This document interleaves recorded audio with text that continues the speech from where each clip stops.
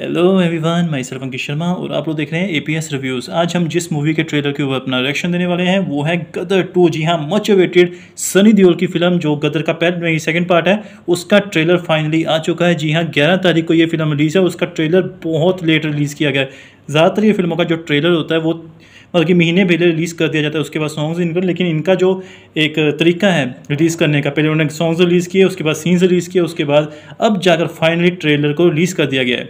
तो क्या है इस ट्रेलर के अंदर? ये बेसिकली जो फिल्म है, पहली जो फिल्म थी वो इंडो पाक जो कि 1947 की जो लड़ाई के ऊपर बेस थी। किस तरह से तारा सिंह जो है उसकी जो वाइफ है वो यहाँ पर रह जाती है, कि अमीषा पटेल जो यहाँ पर रह जाती है, उसके साथ वो शादी होती है, फिर वहाँ लेकर जाता है, वहाँ पर वो उसको पकड़ लेते हैं, फिर तारा सिंह अपनी वाइफ को लेने के लिए वहाँ पर वापस जाता है। अब इस फिल्म के अंदर क्या है, क्योंकि इस फिल्म में कहा गया कि उसका बेटा बड़ा हो गया, अमीषा पटेल उसी जर्नी को आगे शुरू कर रहे हैं। 1971 की शायद लड़ाई है इसके अंदर दिखाई गई, 1971 की इसके अंदर लड़ाई भी दिखाई गई है। तो देखते हैं क्या, क्योंकि जो मैंने टीज़र देखा था, एक फ़ोटोज़ देखी थी, काफ़ी दिलचस्प लग रही थी। देखते हैं ट्रेलर के अंदर क्या खास बात है और शुरू करते हैं ट्रेलर के ऊपर अपना रिएक्शन। Here we go.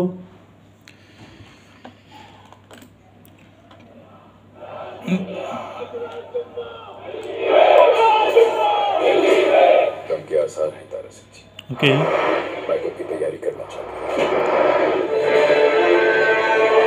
तुझे तारा सिंह को पहचान दे नहीं? दुश्मनों ने पूछो तारा सिंह कौन है।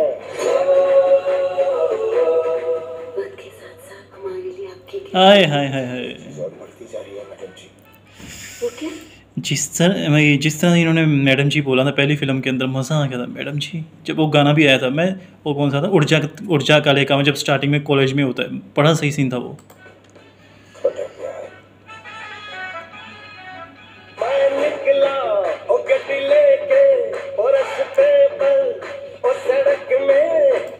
ये आई थिंक अनिल शर्मा का बेटा है, जो डायरेक्टर है उनका, शायद ये बेटा है मेरे ख्याल से।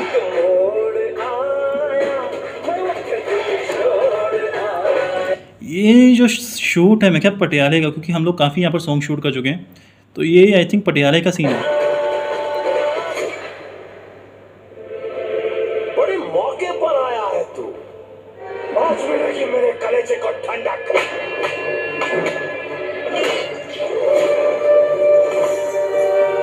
ऐसे तड़प रहा होगा तेरा बाप भी तेरे लिए, तुझे बचाने जरूर आएगा। अब मुझे कोई ये बताइए, विलन ये है कि और भी कोई विलन है? क्योंकि अगर ये विलन है ना, अमरीश पुरी के सामने बिल्कुल भी नहीं टिका। पढ़ने जा रहे हैं ना, तो अल्लाह से अपने लिए दुआ मांग लेना, मेरा बापे यहाँ ना, क्योंकि अगर वो यहाँ आ गया ना, तेरे इतने चीथड़े करेगा, इतने चीथड़े करेगा, इतने चीथड़े करेगा, तेरा पूरा पाकिस्तान नहीं गिन पाएगा। ओए हाय हाय हाय, क्या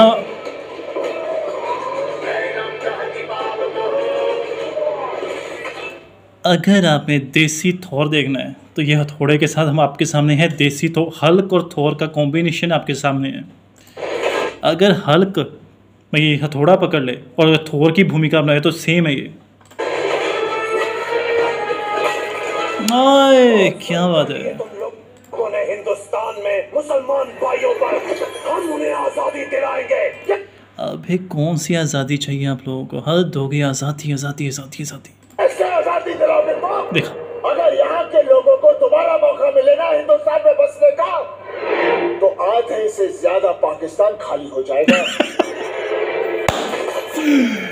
वाह भाई, कटोरा लेकर घूमोगे, भीख भी नहीं मिलेगी।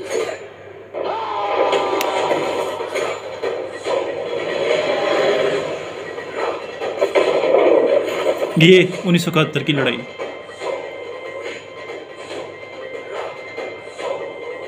ओके, अब मुझे समझ आई, अब समझ आई है कुछ।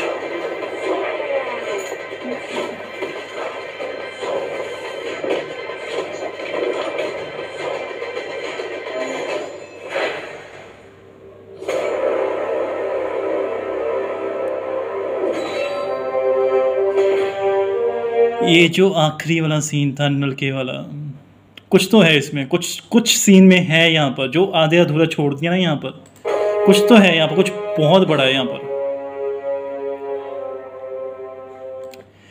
गदर 2।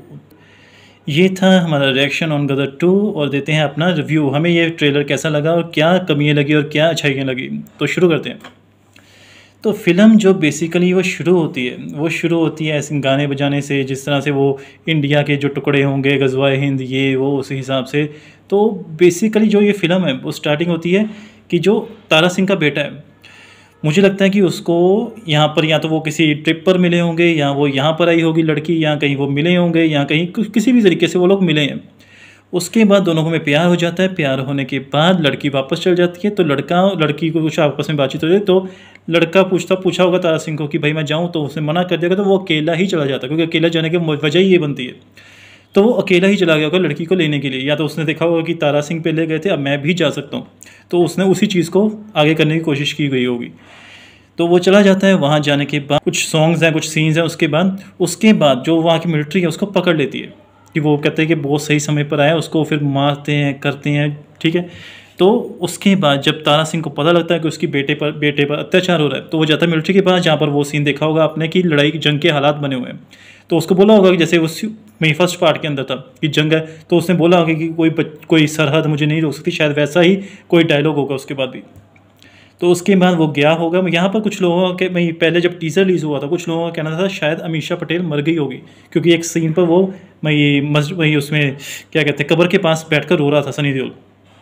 तो वहाँ पर अमीषा पटेल का मरने का सीन तो बिल्कुल भी नहीं है, क्योंकि अमीषा पटेल पाकिस्तान जाती ही नहीं है, वो इंडिया में ही रह जाती है। अकेला तारा सिंह ही वापस अपने बेटे को लेने के लिए जाता है। वो जो कब्र है वो शायद उसके अब्बू की होगी, क्योंकि अब्बू अमरीश पुरी अब नहीं रहे, शायद वही कब्र होगी, उसके अलावा तो कुछ बनता नहीं है। तो जब वो लेने गया होगा, उसके बाद वहाँ पर जाकर उसने छुड़ाया, उसके बाद वही लड़ाई झगड़ा वही चीज़ें, उसके बाद वो लेकर आए होंगे। जब आने का समय होगा तो 1971 की जो लड़ाई है वहाँ पर लड़ाई की होगी। कुछ इस तरह का जो इन्होंने जो बनाया, जो प्लॉट बनाया, वो इस तरह से लग रहा है। अब जो इस फिल्म की अच्छी बातें हैं वो है सनी देओल का इस फिल्म के अंदर प्रेजेंस, जिस तरह से वो एक्टिंग की है, जिस तरह से उनके प्रेजेंटेशन है, जिस तरह से प्रेजेंट किया है, कमाली मज़ा आ गया। उनकी वॉइस, उनकी जो दहाड़ है वो अभी भी, जो आज से 23 साल पहले थी, वो अभी भी वैसी ही है। उसके बाद अगर हम बात करें इसके बाकी जो आर्टिस्ट है, अमीषा पटेल का कुछ खास इसमें मुझे लगा नहीं, कुछ बहुत एक दो डायलॉग्स थे, उसके अलावा अमीषा पटेल मुझे इस ट्रेलर के अंदर तो नहीं दिखी। उसके बाद जो डायरेक्टर साहब के बेटे हैं उनका काफ़ी रोल है। एक मैंने सीन देखा है उसके, जब वो मार खा रहा होता है, एक में उसकी दाढ़ी बड़ी होती है, एक में उसकी छोटी होती है। आप देखना, मैं आपको दिखाता हूँ। यहाँ पर जब वो मार खाता ना, यहाँ पर कहाँ गया, यहाँ पर जब वो आता है, जब वो उसकी एंट्री होती है, ये तो विलन के तौर पर मुझे बिल्कुल अमरीश पुरी के बिल्कुल, ये देखिए दाढ़ी इसमें बड़ी है, इसमें भी वो मार खा रहा है, ठीक है। उसके बाद एक सीन और आता है, ये देखिए यहाँ पर, ये इसमें दाढ़ी उसकी छोटी है, ये दो समय पर मार खाई है। किस तरह से ये है, या तो शायद एक एंड वाला सीन लगता है कि जो बिल्कुल एंड में फिर उसको पकड़ लिया होगा, कुछ इस तरह का सीन लगता है। तो उसके बाद जो ये मैं अमरीश पुरी सर के बारे में मैं एक बात कहना चाहता हूँ, उनके जैसी जो एक्टिंग है, उनकी जो वॉइस, उनका जो एक फेस के ऊपर जो विलन के तौर पर वो लेकर आते थे, इस एक्टर के अंदर बिल्कुल भी नहीं है। मुझे नहीं पता इसकी क्यों कास्टिंग की गई, क्योंकि थोड़ा सा एक हैवी फेस चाहिए था। शायद अगर मिलिट्री वाले के तौर पर इन्होंने देखना चाहे तो मिलिट्री वाले भी थोड़े हैवी है, पाकिस्तान में इतना पतला सा इतना नहीं है।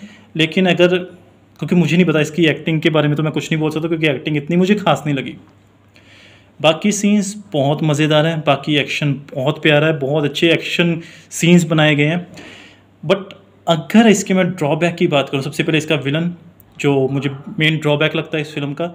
दूसरा इसका VFX, जो एक हेलीकॉप्टर वाला सीन था, VFX बहुत घटिया है। एक ब्लास्ट वाला सीन था, VFX बहुत घटिया है। और इसका जो एंड है, मुझे कहीं ना कहीं वो थोड़ा सा चिंताजनक विषय लग रहा है, क्योंकि इसका जो एंड मैंने अभी देखा है वो शायद 1971 की लड़ाई के अंदर इन्होंने एंड किया होगा। कहीं ये एंड उस तरीके से ना बना दे कि एक सनी देओल पूरी फिल्म को संभाल रहा है, पूरे पाकिस्तान के खिलाफ लड़ना चाहिए। देखिए इस तरह से कि दोनों बाप बेटे पूरे पाकिस्तान पर हमला कर दिया, पूरे पाकिस्तान को मारना शुरू कर दिया दोनों ने। इस तरह की जो साउथ की फिल्में होती है कि दो हीरो सबको लेकर, क्योंकि पहले पार्ट में ऐसा, पहले पार्ट एक जेन्युइन वे में लग रहा था कि लड़ाई चल रही है, एक जेन्युइन वे में ऐसा ही होता है। लेकिन कहीं ऐसा ना हो कि एक पर्सन सो जैसे सलमान खान की एक फिल्म आई थी रेस, उसमें अकेले ही संभाल रहा है सबको, या बाकी भी कई फिल्में आती हैं जो साउथ से इंस्पायर्ड होती हैं कि अकेला ही सब। और ये सीन पक्का जो है नलके वाला, इसमें तो कुछ खास है, क्योंकि मुझे लगता है कि जब फंस जाएगा ना ये, फिर वहाँ से देखेगा कि नलका पड़ा है, वहाँ से फिर से उठाकर फिर से हमला करेगा। फिर कुछ यहाँ पर एक बहुत बड़ा इन्होंने कुछ यहाँ पर सीन रखा होगा, क्योंकि बिना मतलब इस तरह से दिखाना मतलब नहीं बनता। यहाँ पर कुछ ना कुछ तो ऐसा होगा कि जो लोगों को पसंद आए। मुझे जो इस फिल्म की जो अच्छी बात लगती है वो है सनी देओल, इसका सनी देओल की एक्टिंग, और जो इसका जो ग्राफ के, क्योंकि कुछ लोगों को मैंने सुना था जब इसका टीज़र आया था कि उसी तरीके से उसी तरह से ये फिल्म को दोबारा शूट किया गया, कुछ नए तरीके से। भाई नया तरीका बन ही नहीं सकता था जब टीज़र लोगों ने देखा, क्योंकि नया तरीका, क्योंकि उसी फिल्म को उसी दौर के अंदर इन्होंने शूट किया था। अब ये तो ना 71 की फिल्म को 2023 के हिसाब से शूट कर देना, बिल्कुल सही शूट हुआ है जिस तरह से शूट हुआ है। लेकिन VFX, पिछले फिल्म में VFX का काम बिल्कुल नहीं था, इस बार VFX डाला है और बहुत ही हल्का VFX डाला है। वो चिंता का विषय है। उसका जो क्लाइमैक्स है कहीं ना कहीं वो चिंता का विषय लगता है कि क्लाइमैक्स के अंदर कहीं ये गड़बड़ ना कर दे, क्योंकि पिछली फिल्म का क्लाइमैक्स बहुत अच्छा जो ट्रेन के ऊपर हुआ था, एक जेन्युइन वे में एक अच्छी फाइट सीक्वेंस दिखाया गया था। लेकिन इस फिल्म के अंदर कहीं काम ना खराब करते, क्योंकि गदर जो है हमारे इमोशंस के साथ जुड़ी हुई है। गदर एक ऐसी फिल्म है जो पाकिस्तानियों को अभी भी तंग करती है। एक नलके वाला सीन, और जो जिस तरह से पाकिस्तान में जाकर हिंदुस्तान जिंदाबाद के नारे लगाए थे सनी देओल ने अकेले ने, और सबकी बोलती बंद कर दी, जब नलका गाड़ा था वो सीन आज भी पाकिस्तानियों के रगों में वो सीन समाया हुआ है। कहीं इस फिल्म के साथ ये खुद का रोस्ट ना बनाकर बैठ जाए, खुद को ट्रोल कर ना बैठ जाए। इसके लिए सनी देओल को बार बार चीज़ देखनी पड़ेगी, कहीं खुद का। तो गदर 2 मेरे हिसाब से तो जितने भी लोग हैं, जितने भी हिंदुस्तानी हैं, 11 अगस्त को ये फिल्म रिलीज़ हो रही है। 15 अगस्त का एक बहुत अच्छा दिन है, आप इस फिल्म को जाकर देखिए, इस फिल्म को बम्पर ओपनिंग दीजिए, और जितनी भी घटिया फिल्में इससे पहले रिलीज़ हुई हैं उनका भी रिकॉर्ड तोड़ने में इस फिल्म का हेल्प करें। और आपको कैसा लगा हमारा ये रिएक्शन और कैसा लगा हमारा ये रिव्यू, नीचे कमेंट सेक्शन में ज़रूर लिखिएगा। और जय हिंद जय भारत लिखना मत भूलिएगा अगर आपको अच्छा लगा हो तो। देश के नाम पर अगर आपको अच्छा लगा, हमारी प्रेजेंटेशन अच्छी लगी तो सब्सक्राइब करना मत भूलिएगा। और नए रिएक्शंस के लिए इस चैनल को सब्सक्राइब कर लीजिए। नए कोई भी, अगर आपको कोई साउथ का, तमिल का, तेलुगु का, अगर जापान की कोई फिल्म आपको लगती है कि वो देखने लायक है, उसके ट्रेलर देखने के लायक है, तो नीचे कमेंट सेक्शन में ज़रूर नीचे लिखिएगा, हम उसके ऊपर रिएक्शन देने की कोशिश करेंगे। तो मिलते हैं अगले वीडियो के साथ, बने रहिए हमारे साथ और देखते रहिए APS रिव्यूज़। जय हिंद, जय भारत, जय श्री राम। लेकिन हमारा हिंदुस्तान जिंदाबाद था, जिंदाबाद है और जिंदाबाद रहेगा। हिंदुस्तान जिंदाबाद। और जाते जाते एक बात और, लाइक करना मत भूलिएगा। जिंदाबाद, हिंदुस्तान जिंदाबाद, हिंदुस्तान